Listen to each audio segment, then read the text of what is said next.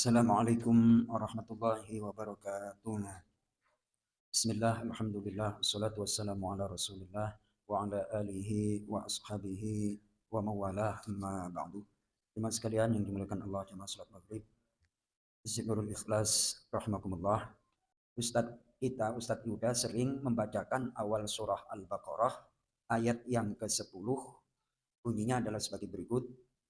A'udzu billahi minasyaitonir rajim. Fi qulubihim maradun fazadahumullahu marada wa lahum 'adzabun alimun bima kanu yakdzibun. Shadaqallahul azim. Allahumma arhamna bil Qur'an.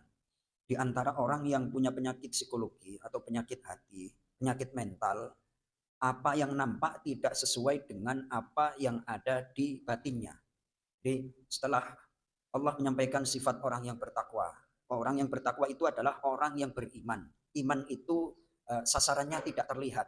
Namun kita percaya bahwa apa yang disampaikan Allah itu pasti benar. Sehingga kita yakin. Sehingga disifati orang bertakwa itu yu'minuna bil ghaibi. Mereka beriman kepada yang tidak kelihatan. Kalau yang kelihatan itu bukan beriman. Jadi sesuatu yang diimani itu objeknya tidak tertangkap, tidak bisa dijangkau oleh panca indera. Nah kemudian lawannya adalah orang kafir. Kalau orang kafir itu udah jelas lah.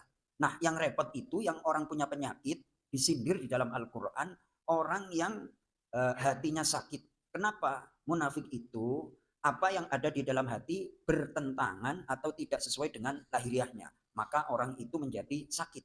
Fi qulubihim maradun.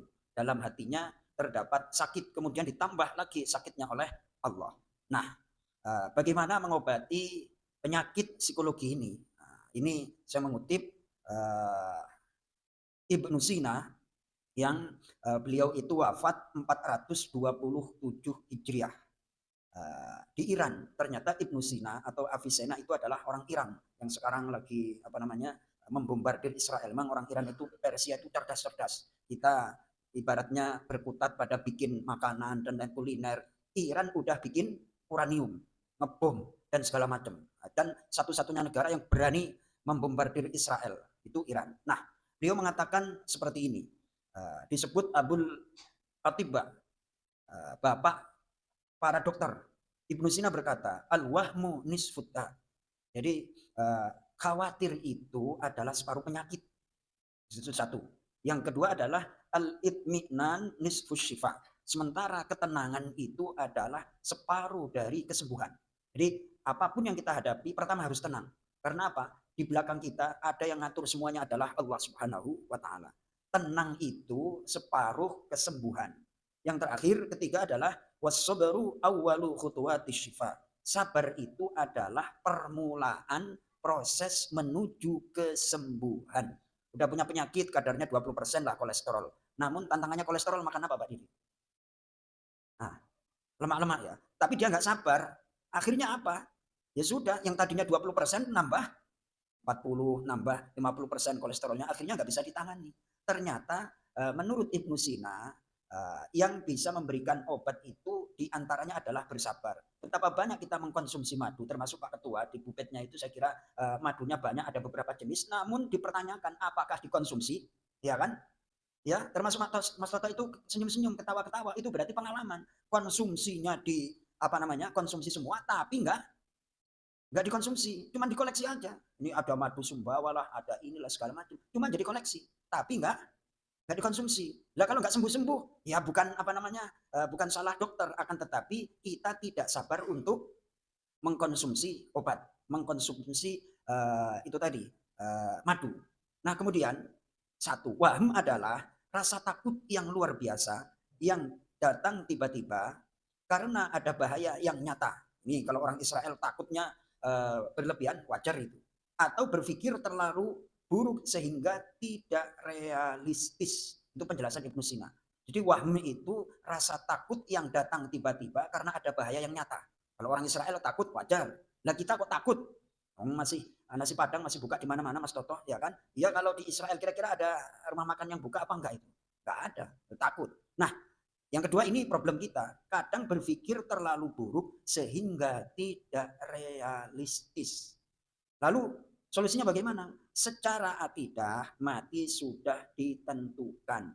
Secara syariah harus hati-hati dan waspada. Jadi dua-duanya itu harus dipakai. Syariatnya kalau kita ingin sehat, kita ingin selamat, ya ikuti petunjuk Allah. Terus pada hakikatnya mati itu udah ditentukan oleh Allah Subhanahu wa taala. Kemudian dua-duanya ini disampaikan oleh Syekh Muhammad Mutawalli Syahrawi, siapa yang tidak mengambil sebab atau tidak menggunakan sebab, dia itu termasuk orang durhaka. Ingin kaya tapi nggak kerja, ingin pinter tapi nggak belajar, itu durhaka itu termasuk.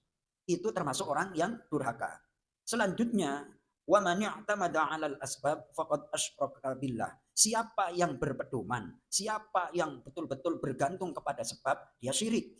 Lalu bagaimana caranya? Ya kita tetap berusaha, namun hati kita senantiasa bertawakal kepada Allah Subhanahu wa taala. Jadi rasa takut itu ngundang penyakit. Nah, orang yang beriman dan beramal soleh itu di dalam Al-Quran beberapa kali disampaikan la khaufun alaihim wa lahum yahzanun. Orang yang beriman dan beramal soleh hakikatnya mereka nggak perlu takut dan nggak perlu sedih karena semuanya akan dihandle, akan ditangani, akan diatur semuanya oleh Allah Subhanahu wa taala. Maka dari itu Mas Toto, kita bukan penduduk Tel Aviv, nggak perlu takut rudal balistik Iran itu masuk ke sini, nggak perlu takut, tetaplah kita optimis, tetaplah kita beramal soleh, karena Allah yang mengatur dan menjamin kehidupan hamba-hambanya yang beriman. Mudah-mudahan bermanfaat. Assalamualaikum warahmatullahi wabarakatuh.